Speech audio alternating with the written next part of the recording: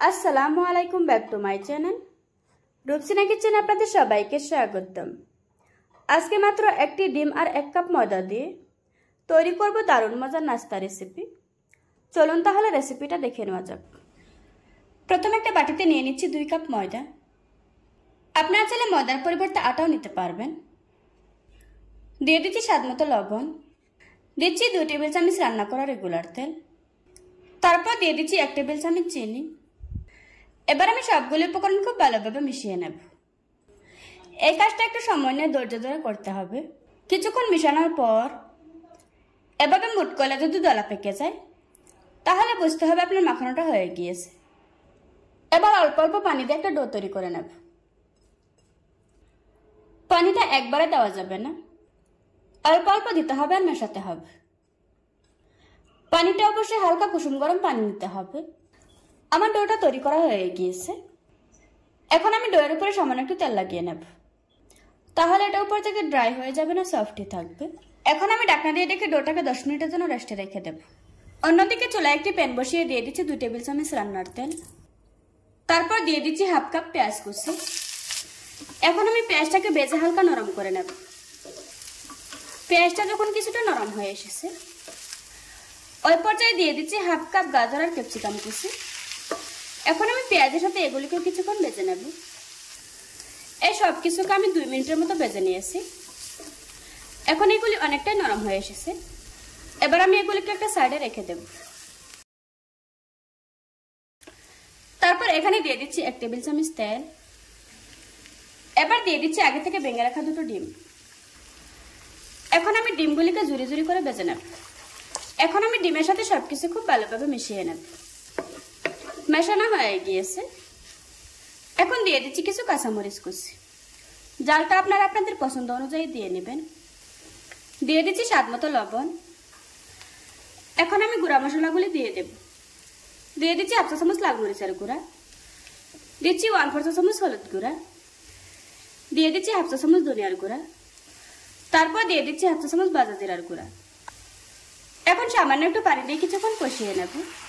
কিছুক্ষণ কষিয়ে নেওয়ার পর দিয়ে দিচ্ছি আগে থেকে ম্যাশ করে রাখা একটা আলু। এখন আমি আলুটাকে সবকিছুর সাথে খুব ভালোভাবে মিশিয়ে নেব। আলুটাকে খুব ভালোভাবে মিশিয়ে নেওয়ার পর এভাবে করে কিছুক্ষণ ভেজে নেব। কিছুক্ষণ ভেজে নেওয়ার পর দিয়ে দিচ্ছি কিছু ধনেপাতা কুচি। এখন একটু নেড়ে ছেড়ে চুলা থেকে নামিয়ে নেব। অন্য একটা বাটিতে নিয়ে নিচ্ছি 2 টেবিল চামচ কর্নফ্লাওয়ার আর দিয়ে দিচ্ছি 2 টেবিল চামচ তেল।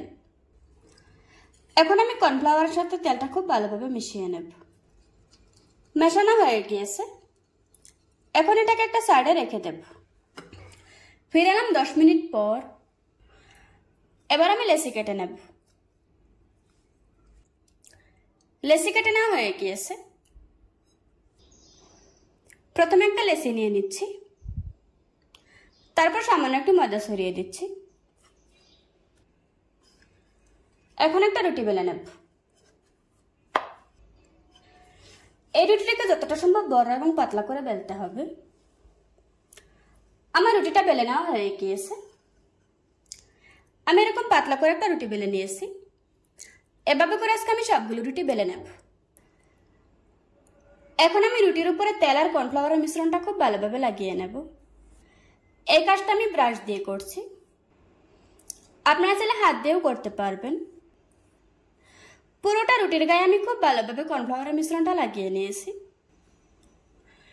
এখন আমি এই রুটিটার উপরে আরেকটা রুটি দিয়ে দিচ্ছি। তারপর এভাবে করে চেপে চেপে ভিতরের বাতাসটা বের করে দেব। এখন আমি এই রুটিটার উপরে তেল আর কর্নফ্লাওয়ারের মিশ্রণটা লাগিয়ে নেব। প্রত্যেকটা রুটির গায়ে আমি এভাবে করে মিশ্রণ লাগিয়ে নেব আর উপরে একটা একটা রুটি দিয়ে নেব। লাগানো হয়ে গিয়েছে। এটার উপরে আমি আরো একটা রুটি দিয়ে দেব। একইভাবে আমি 5টা রুটির গায়ে মিশ্রণ লাগিয়ে নেব আর একটার উপর আরো একটা রুটি বসিয়ে দেব। এখন আমি 5 নম্বর রুটিটা বসিয়ে দেব। এখন আমি 5 নম্বর রুটির উপরে তেল আর কর্নফ্লাওয়ার মিশ্রণটা লাগিয়ে নেব। লাগানো হয়ে গিয়েছে। এখন আমি একটা সাইড থেকে রোলের মতো করে বানিয়ে নেব। যতটা সম্ভব টাইট করে রোল করতে হবে। এখন আমি লাস্টের খালি জায়গায় সামান্য একটু পানি লাগিয়ে নেব। তারপর আমি আবারও রোল করে নিচ্ছি।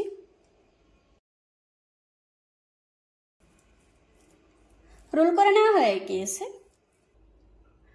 এখন একটা ছুরির সাহায্যে সাইডের অংশটা কেটে বাদ দিয়ে দেব। তারপর আমি রোলটাকে ছোট ছোট করে কেটে নেব। এই কাজটা হালকা হাতে করতে হবে, তা না হলে লেয়ারগুলি নষ্ট হয়ে যাবে। আপনারা দেখতেই পাচ্ছেন আমি কাজটা কিভাবে করছি। কেটে নেওয়া হয়ে গিয়েছে। সবগুলো আমি একইভাবে কেটে নিয়েছি। আপনারা দেখতেই পাচ্ছেন অসংখ্য লেয়ার পড়েছে। এবার আমি নাস্তাগুলি বানিয়ে নেব। প্রথমে একটা লেচি নিয়ে নিচ্ছি,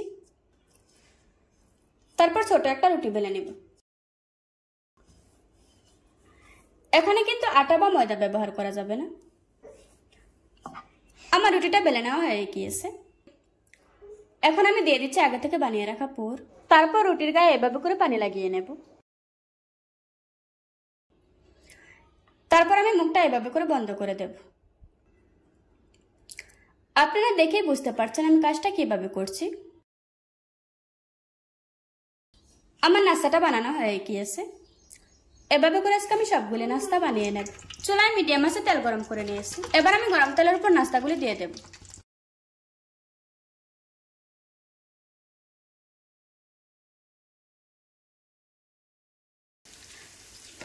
চুলার আঁচ মিডিয়াম টু লো হিটে রেখে এগুলিকে একটু সময় নিয়ে ভাজতে হবে। কিছুক্ষণ ভেজে নেওয়ার পর এখন খুব সুন্দর একটা কালার এসেছে। আমার নাস্তাগুলি ভাজা হয়ে গিয়েছে।